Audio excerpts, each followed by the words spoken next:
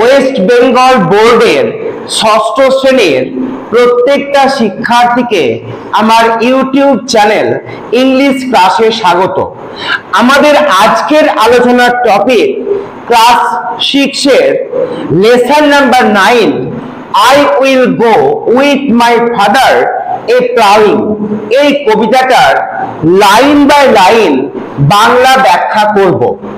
তোমরা যারা এই ভিডিওটা দেখছো তোমরা অবশ্যই সাথে তোমাদের টেক্সট বুকটা রাখবে এবং lesson 9 I will go with my father a plowing এই কবিতাটা সামনে রাখবে। তো দেখো, I will go with my father a plowing এই কবিতাটা লিখেছেন জোসেফ ক্যাম্পবেল। জোসেফ ক্যাম্পবেল একজন আইরিশ পোয়েট, অর্থাৎ আয়ারল্যান্ডের একজন কবি। যেহেতু আমাদের কবি সম্পর্কে পরীক্ষায় কোনো কোশ্চেন আসে না, সেই জন্য আমরা শুধু এইটুকুই জানবো যে জোসেফ ক্যাম্পবেল একজন আইরিশ পোয়েট অ্যান্ড লিরিসিস্ট, মানে তিনি বিভিন্ন গান লিখেছেন এবং বিভিন্ন কবিতা লিখেছেন। ওনার বাড়ি হলো আয়ারল্যান্ডে। তো চলো আমরা এই কবিতাটা শুরু করি। কবিতাটার নাম I will go। I will go মানে কি? I will go, go মানে যাই, তাহলে I will go মানে আমি যাব। shall বা will থাকলে ফিউচার টেন্স হয়, তাহলে I will go মানে আমি যাব। with মানে সঙ্গে, কার সঙ্গে? my father, আমার বাবার সঙ্গে। a plowing, দেখো প্লাউইং মানে হলো লাঙল দেওয়া, জমিতে লাঙল দেওয়াকে বলা হয় প্লাউ করা, কিন্তু এর আগে বসেছে এ প্লাউইং। এখানে এ প্লাউইং মানে কি? এটাকে অ্যাডভার্ব করার জন্য এ কথাটা ব্যবহার করা হয়েছে।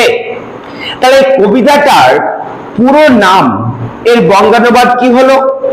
I will go আমি যাব, with my father আমার বাবার সাথে, a plowing মানে মাঠে লাঙল দিতে বা জমি চাষ করতে।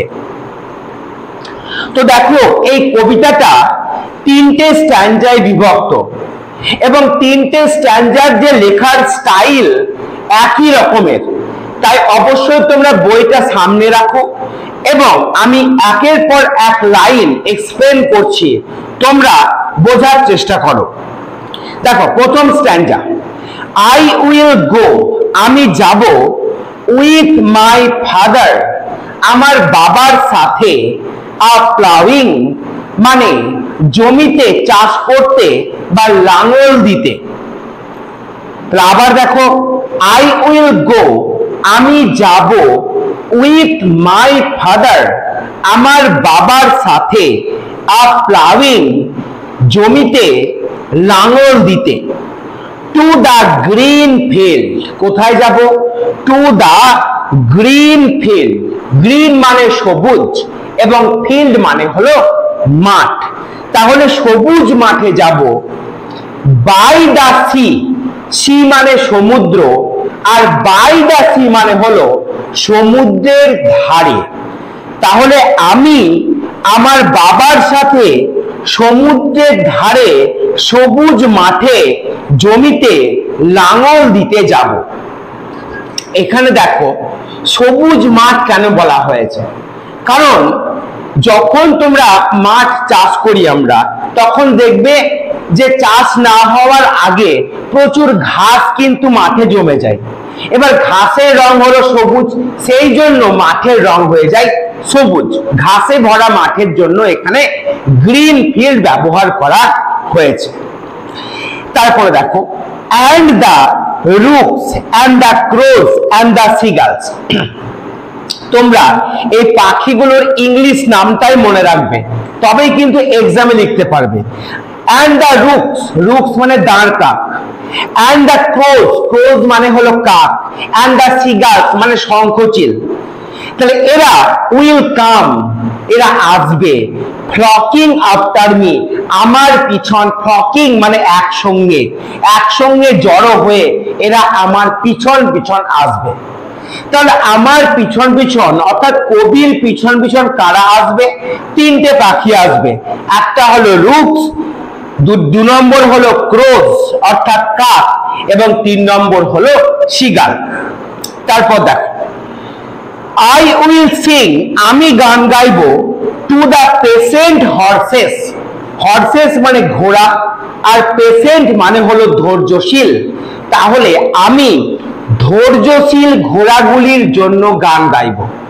দেখো আমাদের দেশে যখন জমি চাষ করা হয় বা আগে যেমন হতো, তখন গরুতে লাঙল টানতো, কিন্তু এই যে আয়ারল্যান্ড, এখানে গরুর জায়গায় ঘোড়াতে কিন্তু লাঙল টানে, সেই জন্য এখানে ঘোড়ার নামটা এসছে।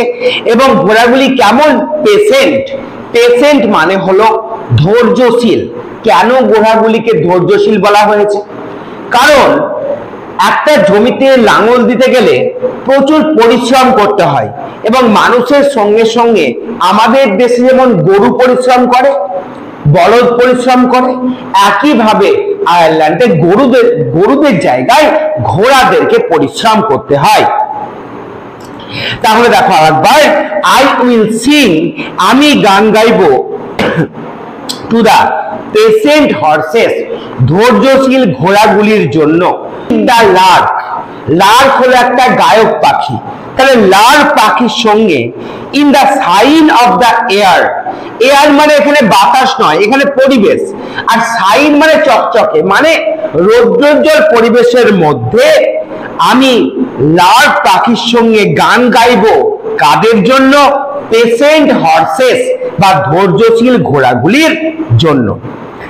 and এবং মাই ফাদার উইল সিং, আমার বাবা গান গাইবে, দ্য প্লাউ সং, কর্ষণ করার গান, মাটি খোঁড়ার গান। প্লাউ সং মানে মাটি খোঁড়ার গান। দ্যাট, যে গানটা ব্লেসেস, আশীর্বাদ করে, দ্য ক্লিভিং শেয়ার, ক্লিভিং মানে দুই দিকে ভাগ হয়ে যাওয়া, শেয়ার মানে হচ্ছে তোমার ভাগ, অর্থাৎ দেখবে জমিতে যখন লাঙল দেওয়া হয় তখন মাটিগুলো দুই দিকে ভাগ হয়ে যায়, এই দুই দিকে ভাগ হয়ে যাওয়াটাকে বলছে ক্লিভিং শেয়ার। এবং ওই যে মাটিগুলো দুই দিকে ভাগ হয়ে যায় লাঙলের সাহায্যে, এটাকেই বলা হচ্ছে ক্লিভিং শেয়ার। এবং এই ক্লিভিং শেয়ারটাকে আশীর্বাদ করবে কে? সেই বাবার গাওয়া যে প্লাউ সং বা কর্ষণ করার গান। তাহলে প্রথম স্ট্যান্জায় আমি দেখলাম যে কবি কার সঙ্গে যাবে? তার বাবার সঙ্গে। কি করতে যাবে? প্লাউইং। প্লাউইং মানে কি বলো? মাটি কর্ষণ করতে যাবে। ফিল্ডে যাবে, সেই ফিল্ডটা রং কেমন? না তো গ্রিন ফিল্ড। কেমন ফিল্ড? গ্রিন ফিল্ড মানে সবুজ মাঠ। এবং কোন কোন পাখি কবির পিছনে জড়ো হবে? তারা হলো রুকস, তিনটে পাখি, রুকস, 2 নম্বর ক্রোজ, এবং 3 নম্বর সিগাল, 3 নম্বর সিগালস। এরা কিন্তু কবির পিছনে পিছনে আসবে একসঙ্গে। এবং কবি গান গাইবে কি? কাদের জন্য গান গাইবে? পেশেন্ট হর্সের জন্য, মানে ধৈর্যশীল ঘোড়াগুলির জন্য গান গাইবে কবি। আচ্ছা, কার সঙ্গে গান গাইবে? লার্ক নামে যে গায়ক পাখি, তার সঙ্গে গান গাইবে। এবং তার বাবা মানে কবির বাবা কি গান গাইবে? Plough song.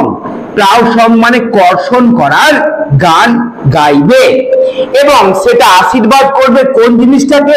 ক্লিভিং শেয়ার বা দুই দিকে ভাগ হয়ে যাওয়া যে মাটি, সেই মাটিকে আশীর্বাদ করবে। তাহলে এই হয়ে গেল আমাদের স্ট্যান্জা নাম্বার 1। এবার আমরা চলে আসবো স্ট্যান্জা নাম্বার 2। দেখো, আই উইল গো, আমি যাব, উইথ মাই ফাদার, আমার বাবার সাথে, আর শোয়িং। শো মানে হলো বীজ বপন করা বা রোপণ করা। তাহলে বীজ রোপণ করা কি, অর্থাৎ আমাদের দেখবা দেশে, আমাদের পশ্চিমবঙ্গে কি হয়, আমরা ধান চাষ করি, ধানগুলোকে রোপণ করি, সেটা কি বলা হচ্ছে সোয়িং করা। তাহলে আই উইল গো, আমি যাব, উইথ মাই ফাদার, আমার বাবার সাথে, এ সোয়িং মানে বীজ রোপণ করতে বা বীজ বপন করতে, টু দা রেড ফিল্ড, লাল মাঠে, বাই দা সি, সমুদ্রের ধারে। আচ্ছা, এখানে রেড ফিল্ড বা লাল মাঠ কেন বলা হলো? দেখবা জমিতে লাঙল দেওয়ার পর যখন জল দেওয়া হয় তখন একটু লালচে বা একটা গোলাপি কালারের ভাব চলে আসে, সেই জন্য বলা হচ্ছে রেড ফিল্ড বা লাল মাঠে যাব, বাই দা সি, সমুদ্রের ধারে কি করতে যাব? সোয়িং, বীজ বপন করতে যাব। এবার এখানে আরো তিনটে পাখি আছে, কি? and the mouse and the robins and the thrushes।